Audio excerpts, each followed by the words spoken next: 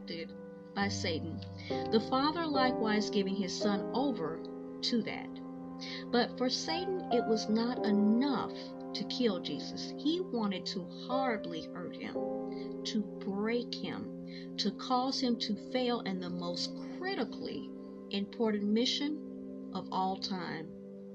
Evil people have devised all kinds of horrendously sadistic methods of torture, but crucifixion is one of the cruelest methods for public execution. Utterly satanic.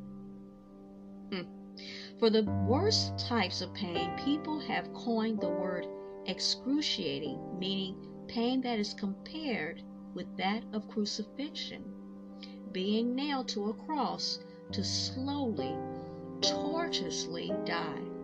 It is horrific to even imagine. Now, God in the Word had for untold eons carried the suffering, anticipation of the Word becoming flesh, and ultimately sacrificing his life for the sins of mankind.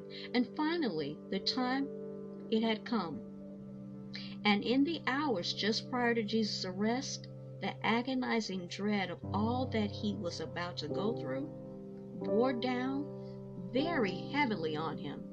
Best believe.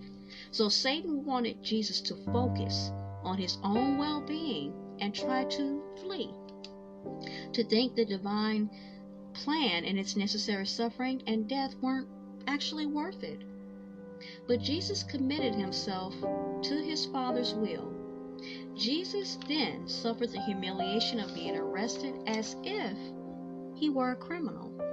His disciples fled in fear, magnifying his own grief. But soon Jesus was being tried before a corrupt kangaroo, court, where his sentence had already been decided. The religious leaders had become so full of hate that they were willing to break their own laws and rules to have him quickly condemned. We can only imagine how Jesus suffered with each successive sadistic cruelty. He was publicly ridiculed, mocked, and spat on.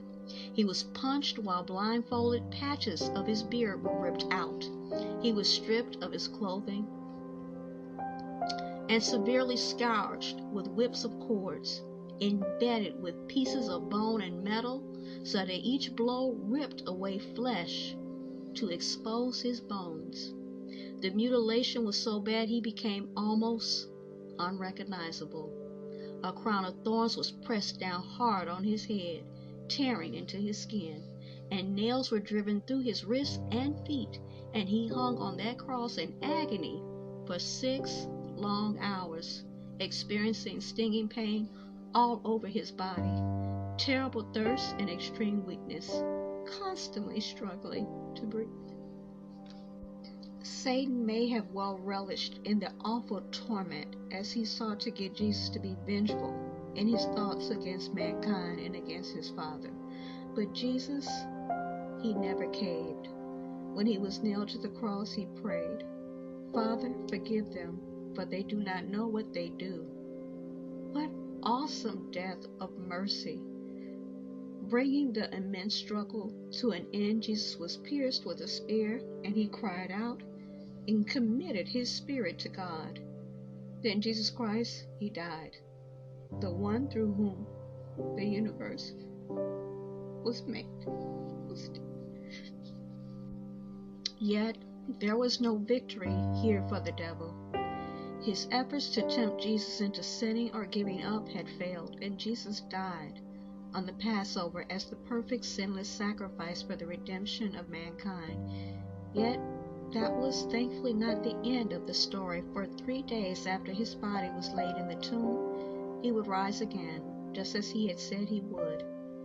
There is so much here to take in, yet not room enough to cover it here.